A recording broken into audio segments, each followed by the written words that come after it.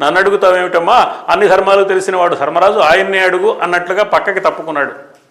ఎందుకు ఇలా రాశారు నన్నయ్య గారు అంటే, మూల భారతంలో వ్యాసుల వారు వివరంగా భీష్ముడు చెప్పిన సమాధానాన్ని రాశారు. దాని సారాంశం ఏంటంటే, తానేమీ కలగజేసుకోనని.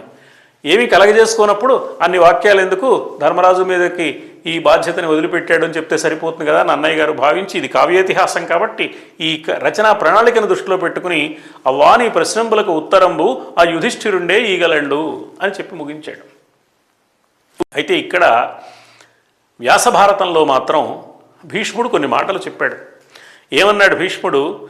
న ధర్మ సౌక్ష్మ్యాత్ సుభగే శక్నోమి తే ప్రశ్నమిమాం యథావత్ ఉక్తవానస్మి కళ్యాణి ధర్మస్య పరమాగతి ఉక్తవానస్మి కళ్యాణి.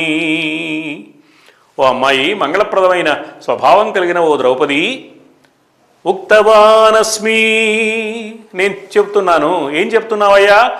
ధర్మస్య పరమాగతి, ధర్మము యొక్క యథార్థమైన స్థితిని చెప్పడానికి ప్రయత్నం చేస్తాను చూడు అన్నాడు. అని